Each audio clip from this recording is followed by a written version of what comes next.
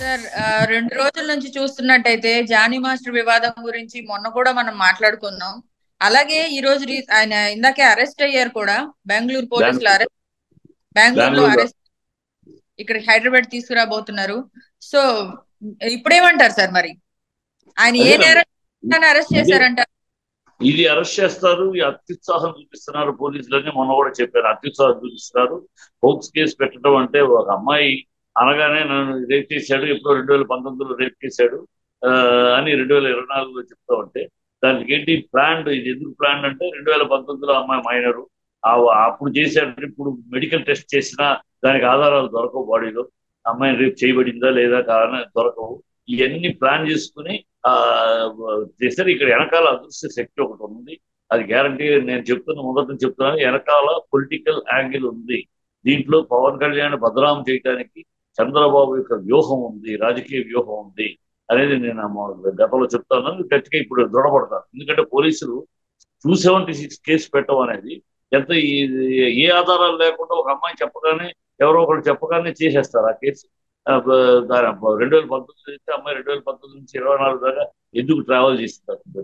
ఒక రేప్ చేసిన వాడితో ప్రయాణం చేస్తుందా ఏ అమ్మాయి అయినా? వాడిని పెళ్లి చేసుకోవడానికి సిద్ధమవుతుందా? పెళ్లి చేసుకుంటానని మతం మార్చమన్నాడు. ఇవన్నీ అవుతాయి. అసలు రేప్ చేయబడినాక అమ్మాయి ఆ రేప్ చేసిన వాటితో అసభ్యంగా ప్రవర్తించడంతో మాట్లాడుతుందా? దగ్గరికి వెళ్తుందా? చేదరించుకుని బయటికి పోతుంది తప్పితే వాటితో ఇన్నాళ్ళు ట్రావెల్ చేస్తుంది, అతనితోటి సినిమాలు చేస్తుంది, అతనితోటి పెళ్లి చేసుకుంటానికి సిద్ధపడి తన హీరోగా అతని హీరోగా ఒక సినిమా ముహూర్తం కూడా చేసింది. ఇవన్నీ ఎలా ట్రావెల్ చేసింది? రేప్ చేసిన వాడితో ఎందుకు ట్రావెల్ చేసింది? ఇక్కడే లకునాలు ఉన్నాయి. ఎందుకు ట్రావెల్ చేసింది? ఇప్పుడు ఎందుకు వచ్చింది? ఇప్పుడు వచ్చింది కూడా ఇప్పుడు కాదు, 2019 రేప్ చేశారు. ఎందుకంటే 2019 అయితే మైనర్. అది షూటింగ్ స్పాట్ లో చేశాడు. షూటింగ్ స్పాట్ లో చేశాడంటే ఆ, ఇండస్ట్రీలో అతను బాయ్కాట్ చేస్తారు. ఇన్ని ప్లాన్డ్ గా స్ట్రాటజిక్ గా చేశారు. ఎందుకంటే 2019 చేశాడంటే దానికి ఆధారాలు ఏం దొరకవు.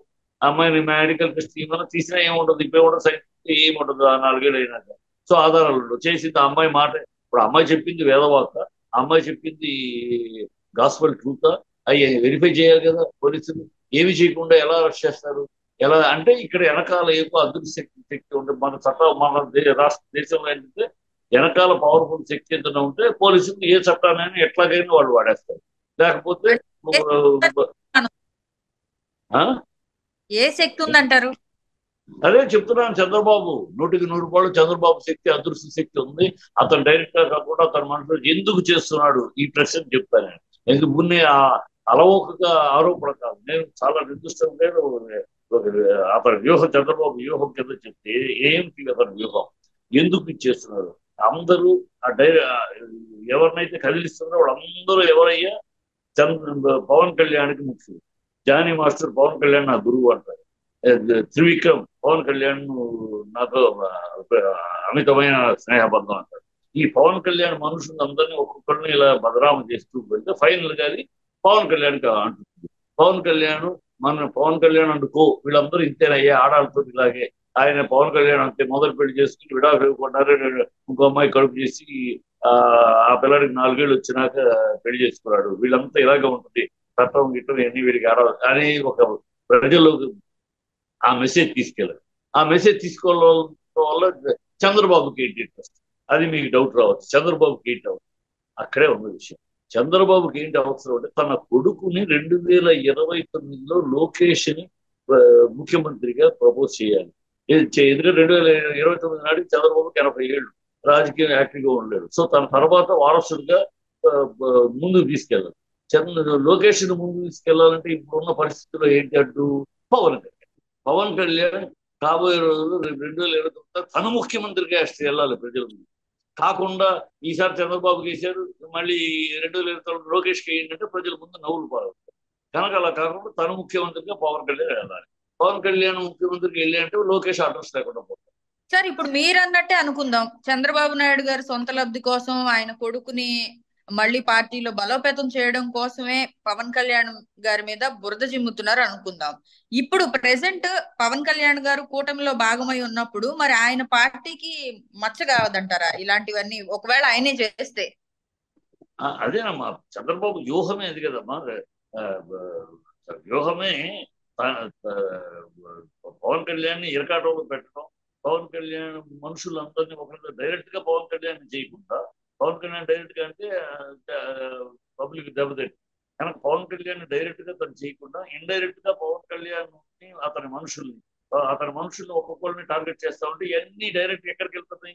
ఇవాళ త్రివిక్రమ్ అనగానే సమాజం అంతా ఏమనుకుంటా, త్రివిక్రమ్ అనగానే పవన్ కళ్యాణ్, జానీ మాస్టర్ అనగానే పవన్ కళ్యాణ్, ఇట్లా ఇంకా ఉన్నారు లిస్ట్. ఆ పవన్ కళ్యాణ్ దగ్గర మనుషులు ఒక్కొక్కరిని టార్గెట్ చేస్తూ ఆ పవన్ కళ్యాణ్ చుట్టూ ఉన్న వాళ్ళందరూ ఇలాంటి వాళ్ళే.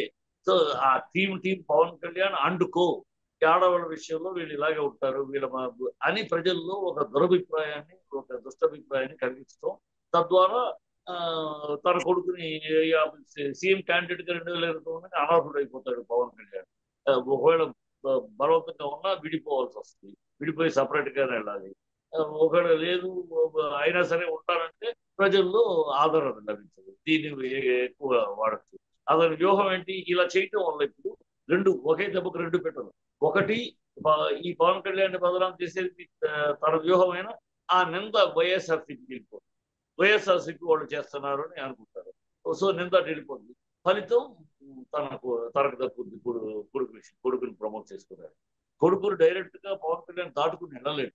పవన్ కళ్యాణ్ దాటుకుని వెళ్ళగలిగిన సామర్థ్యము అంత చారిష్మా కొడుకు లేదు. సో కొడుకుని పవన్ కళ్యాణ్ దాటించాలంటే ఆ పెద్ద గీతని చిన్న గీత తీయాలి. అప్పుడు ఈ చిన్న గీత పెద్ద. ఇది వ్యూహం, ఈ రాజకీయ వ్యూహం.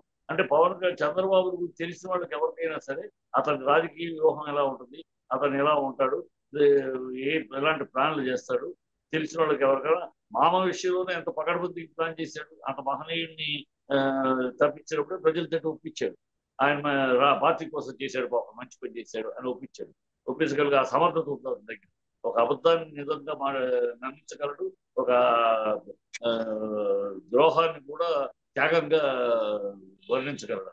అతని దగ్గర ఉన్న మాత్రమే టాలెంట్ అది. ఆ టాలెంట్ తోటి ఇన్నాళ్ళు బతికేస్తున్నాడు అనుకోండి.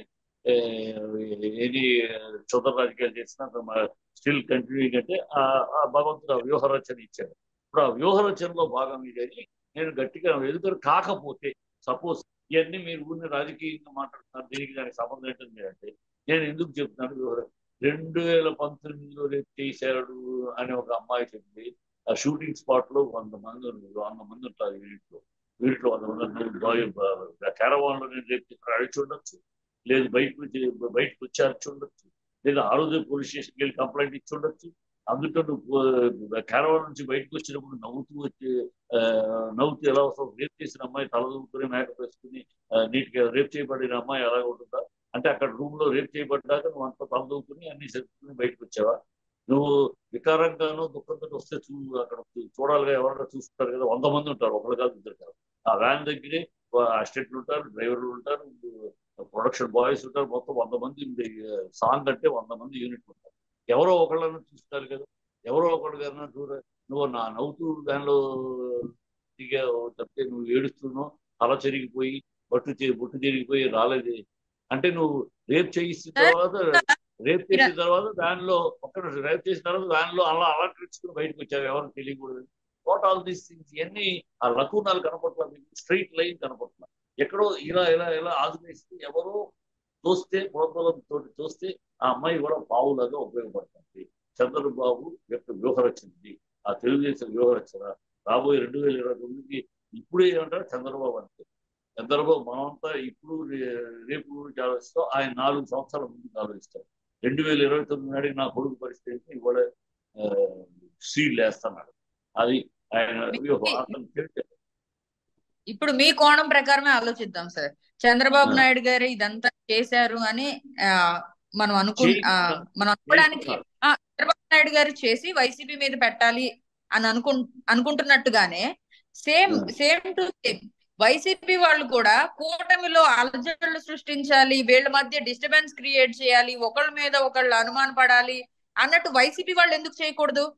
వైసీపీ వాళ్ళు చేస్తే ఒక పవన్ కళ్యాణ్ టార్గెట్ చేయరు కదా, టోటల్ కూటమిని టార్గెట్ చేస్తారు.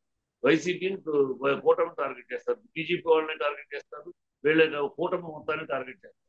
వైసీపీ వాళ్ళ ఎందుకంటే పొలిటికల్ గా అపోజిషన్ పార్టీ.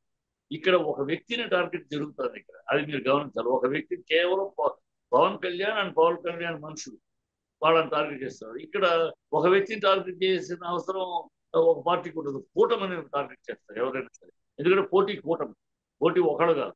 ఒకళ్ళుగా అయినప్పుడు వాళ్ళు ఏమి కాదని గత ఎన్నికల్లో తెలిసిన 2019లో ఒంటరిగా పోటీ చేస్తే వాళ్ళు అంతే. కలిసి చేస్తేనే ఇది కనుక కలిసి చేసే కూటమి ఎదుర్కోవడానికి చూస్తారు. కానీ ఒక వ్యక్తిని తీసుకో, ఒక వ్యక్తిని చేయవాడు ఇంక ఏ పార్టీ కూడా చేయదు. కనుక ఈ ఒక వ్యక్తిని ఎవరు ఆ వ్యక్తి ఎవరికి ఇబ్బంది, ఒక పవన్ కళ్యాణ్ వల్ల ఒక ఇబ్బంది కాదు వైఎస్ఆర్, టోటల్ కూటమి వల్ల ఇబ్బంది వైఎస్ఆర్. కానీ పవన్ కళ్యాణ్ ఏకంగా ఒక వ్యక్తి ఎవరికి ఇబ్బంది అంటే చంద్రబాబుకి పవన్ కళ్యాణ్ చాలా ఇబ్బందికరమైన పరిస్థితి రాబోయే రోజుల్లో. ఎందుకంటే పవన్ కళ్యాణ్ వాళ్ళ ఫ్యాన్స్ కానీ ఇంకా కాబోయే ముఖ్యమంత్రిని ఫిక్స్ అయిపోయారు. 2029 ముఖ్యమంత్రి పవన్ కళ్యాణ్ అని వాళ్ళు ఫిక్స్ అయిపోయారు. అందుకని వాళ్ళ ఉప ముఖ్యమంత్రి మేము ఈ 4 ఏళ్ళైనా కొత్త రాజకీయం ఆయన ముఖ్యమంత్రి ఫిక్స్ అయిపోయారు. ఆ ఫిక్స్ అయిపోయిన దాన్ని చెడగొట్టాలి. ఎందుకంటే ఫిక్స్ అయిపోయారు, దాన్ని అలా వదిలేస్తే ఇంకా దృఢపడతాడు. ఇంకా పవన్ కళ్యాణ్ కాబోయే ముఖ్యమంత్రికి 2029 ముఖ్యమంత్రి క్యాండిడేట్ ఇంకా స్ట్రాంగ్ అవుతాడు. ఈ స్ట్రాంగ్ అవ్వకుండా ఇప్పుడు ఇలా ఉన్నప్పుడే ఈ లేత పీరియడ్ లోనే ఆ నరికేస్తే వేళ్ళు నరికేస్తూ ఉంటే ప్లాన్ సక్సెస్ అవుతుంది. అందుకని టార్గెట్ పవన్ కళ్యాణ్ ఎవరికి టార్గెట్ అని ఆలోచిస్తే చంద్రబాబుకే చంద్రబాబుకే ప్రాబ్లం. పవన్ కళ్యాణ్ వల్ల ప్రాబ్లం ఫ్యూచర్లో చంద్రబాబుకి. తను కాదు తన కొడుకుని ప్రమోట్ చేయడానికి ఖచ్చితంగా ప్రజల్లో ఆమోదం ఉండదు ఇప్పుడున్న పరిస్థితి. అందుకని ప్రజల్లో ఇతన్ని బదనాం తన కొడుకుని పెంచడం కన్నా, తన కొడుకుని పెరగడానికి వ్యూహాలు చేయడం కన్నా అపోనెంట్ గా ఉన్నవాడిని ఖండెం చేసి బదనాం చేస్తే ఆటోమేటిక్ గా ఉన్నవాడు ఎవరు ఏమంటాడు చంద్రబాబు. అవునే చంద్రబాబు తర్వాత మరి ఎవరు తన కొడుకుని పెట్టారు, తప్పే ఉంది ఇంట్లో, ఏ తండ్రి ఏ కొడుకుని చేసుకోవట్లేదు అని మనం కూడా. అప్పుడు నెక్స్ట్ ఎలక్షన్స్ లో కూడా ఒకవేళ టీడీపీ పార్టీ అనేది మళ్ళీ కలిసి జనసేనతో పోటీ చేయాల్సి వస్తే మరి ఆ సందర్భంలో కూర్చున్న కొమ్మని ఎరగొట్టుకున్నట్టు అవుతుంది కదా. అది ఆ సందర్భంలో అందుకని ఆ సందర్భం రాకూడదని చేస్తే అప్పుడు కూటమిలో ఉన్నా కూడా ఇతను బదనాం అయితే సీఎం క్యాండిడేట్ కాదు. బదనాం అవ్వకపోతే పవన్ కళ్యాణ్ సీఎం క్యాండిడేట్. అప్పుడు క్లాష్ వస్తుంది. నా కొడుకు చేయాలా పవన్ కళ్యాణ్ చేయాలా. ప్రజల్లో కూడా ఏంటి ఇలా కంటిన్యూ ప్రజల్లో కూడా రేపు చంద్రబాబు తిడతారు. ఏంటి పవన్ కళ్యాణ్ నీ కొడుకు చేస్తావా ఏంటి, నీ కొడుకు కనుక అర్హుడు పవన్ కళ్యాణ్ కన్నా అంటారు. అందుకని పవన్ కళ్యాణ్ అనర్హుడిని చేస్తే అప్పుడు ఆ ప్రశ్న రాదు, ఆ ఉత్పన్నం కాదు ప్రశ్న. పవన్ కళ్యాణ్ అనర్హుడు చేయాలి, బదనాం చేయాలి.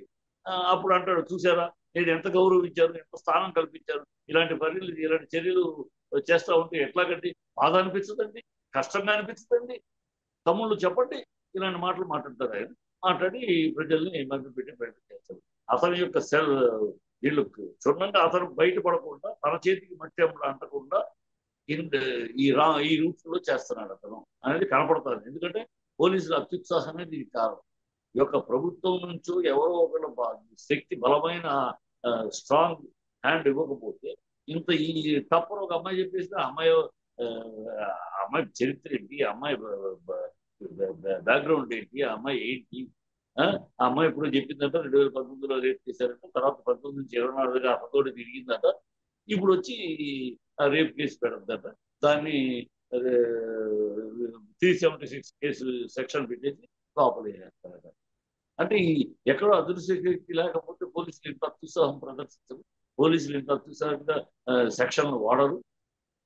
ఈ సెక్షన్లు పెట్టాలంటే ఖచ్చితంగా ఆధారాలు ఉంటాయి. ఖచ్చితమైన నిరాధారమైన ఆధారాలతో ఆరోపణల్ని ఆధారాలుగా తీసుకుని చేయకూడదు. రేపు కోర్టులో నిలవదు. ఏంటమ్మా పవన్ కళ్యాణ్ గారు ఇప్పుడే సస్పెండ్ చేశారు కదా ఆల్రెడీ. సస్పెండ్ చేయలేదు, పార్టీ నుంచి సస్పెండ్ చేయలేదు. రాంగ్ పార్టీ కార్యకలాపాలకు దూరంగా సస్పెండ్ చేయలేదు. పార్టీ కార్యకలాపాలకు దూరంగా ఉండాలన్నారు. అందుకే no suspension. Even film chamber కాదు, ఫిలిం ఛాంబర్ అసలు ఎంటర్ అవ్వదు కూడా. ఆ టీమ్ ఫిలిం ఛాంబర్ లో మీటింగ్ పెట్టారు. వాళ్ళు ఏంటంటే ఈ షీ టీమ్ అమ్మాయిల మీద ఒక కమిటీ పెట్టారు. ఆ కమిటీ ఛాంబర్ లో మీటింగ్ పెట్టింది. ఆ కమిటీ ఇంకా తేల్చలేదు. ఇంకా 5 రోజులు 15 రోజులు నేను రిపోర్ట్ ఇస్తామన్నారు. ఆ రిపోర్ట్ ఇంకా రాలేదు. ఎవరిది నిజము ఎవరిది అబద్ధము తేల్తారు ఆ కమిటీ, అది తేల్చలేదు, ఇంకా రాలేదు. నిన్న ప్రెస్ మీట్ పెట్టి ఏదో మాట్లాడారు, చూస్తున్నాం చేస్తున్నామని. 15 రోజుల్లో రిపోర్ట్ వస్తుంది. రిపోర్ట్ వచ్చినాక అప్పుడు యాక్షన్ తీసుకో. ఏమీ రాకుండా రిపోర్ట్ రాలేదు, పోలీసులు ఇన్వెస్టిగేషన్ జరగలేదు, ఈ కమిటీ రిపోర్ట్ లేదు, ఎలా పోక్సులో వేసేస్తారమ్మా? ఇక్కడే అదృశ్య శక్తి ఉంది. ఈ చాప్టర్ పోలీసులు ఇలాంటి యాక్ట్ చేస్తున్నారంటే వెనకాల ఏదో ఒక పవర్ఫుల్ హ్యాండ్ పుష్ చేస్తుంది. అది ఆ పవర్ఫుల్ హ్యాండ్ అదృశ్య శక్తి చంద్రబాబు. అంతే, చంద్రబాబు అదృశ్య శక్తి. వీళ్ళందరినీ పవర్ గా వాడుతున్నారు. ఒక్కొక్కరిని త్రివిక్రమ్ మీద కంప్లైంట్ చేసి అమ్మాయి ఇప్పుడు 5 ఏళ్ల క్రితం చేసి 4 ఏళ్ల క్రితం చేసింది. అప్పుడు ఇప్పుడు దానికి ఏమి అంటే ఆధారం మీ ఆధారం అనుమానమే నిజం. ఇది మీ అనుమానమేనా లేకపోతే నిజమా సార్? అంటే మీకు మీరు ఏదైనా ఆధారాలతో మాట్లాడుతున్నారా? నేను ఖచ్చితంగా ఇప్పుడు రాజకీయంలో ప్లాన్ ఆఫ్ యాక్షన్ ఎవరిది ఎట్లా ఉంటుంది, ఏ రాజకీయం ఎట్లా చేస్తారు అనే దానికి ఒక లెక్క ఉంటుంది. నేను ఒక రాజకీయ విశ్లేషకుడిగా చంద్రబాబును ఆది నుంచి చూస్తున్న వ్యక్తిగా అతని ఆలోచన విధానం కానీ, అతని టాక్టిక్స్ కానీ, అతని వ్యూహాలు కానీ ఎలా ఉంటాయో బాగా అర్థం చేసుకున్నవాడిగా ఇది నాకు కనబడుతుందా. పవన్ కళ్యాణ్ తొక్కటానికి నొక్కటానికి చంద్రబాబు ఎదురు చూస్తాడు గ్యారంటీగా. ఎవరిదైనా సరే తన కొడుకును ముఖ్యమంత్రి చేయడానికి చూస్తాడు తప్పితే చంద్రబాబు పవన్ కళ్యాణ్ ముఖ్యమంత్రి చేయడానికి చూడడు. కనుక అది పవన్ కళ్యాణ్ తప్పించాలి, తొక్కిచ్చి తన కొడుకును పైకి రావాలంటే తన కొడుకు అంత పెద్ద గీతగా ఎదగలేడు. అందుకని ఈ పెద్ద గీతను తగ్గిస్తే తన కొడుకు సైజు పెద్దగా కనపడు. పక్కన ఉన్న పెద్ద గీతని తుడి చేస్తే అది చిన్న గీత అవుతుంది. ఇప్పుడు ఇక్కడ ఉన్న చిన్న గీత అయినా కూడా పెద్ద గీత కాదు. అది అతని వ్యూహం. పవన్ కళ్యాణ్ తగ్గించడం ద్వారా అతని ఇమేజ్ ని డ్యామేజ్ చేయడం ద్వారా అతను వెనక్కి తగ్గుతాడు, వెనక్కి తగ్గి ఆవేశపడు. ఇలా 1, 2 రేపు త్రివిక్రమ్ కూడా అయిందనుకోండి, అతని మీదకి వెళ్తా ఉంటాయి సార్ 2, 3 ఆవేశంలో ఏదో మాట్లాడతారు. ఆవేశంలో కరెక్ట్ కాదు, అది కాదు, ఏదో అనేస్తాడు. అది చాలు. అలాంటి అతను రెచ్చగొట్టి అతని మీద ట్రై చేస్తున్న ప్రతి వేరు, కదిలిచ్చే ప్రతి వేరు పవన్ కళ్యాణ్కి దగ్గర మనసు. అలా కదిలిస్తున్నారు. ఇంకా రాబోయే కాలంలో ఇంకా వస్తాయి అనేక వేర్లు కలిగి. ఈ వేర్లన్నీ ఆఖరికి పవన్ కళ్యాణ్ మూలానికి పవన్ కళ్యాణ్ ఇరకట్లో పడతాడు. ఆవేశంలో ఏదో మాట్లాడతాడు. దాన్ని అడ్వాంటేజ్ తీసుకుని ఈయన ప్రజల ముందు విన్యాసాలు చేస్తారు. అది కనపడుతున్న రాజకీయ వ్యూహం. ఖచ్చితంగా నా దగ్గర వ్యూహానికి కారణాలు ఉన్నాయి. అది సమయం వచ్చినప్పుడు అవి కూడా రివీల్ చేస్తాను. ఓకే, ఎవరు ఎక్స్పెక్ట్ చేయని ఒక కోణాన్ని అయితే ఒక వాల్యుబుల్ ఇన్ఫర్మేషన్ ని షేర్ చేశారు. Thank you so much sir.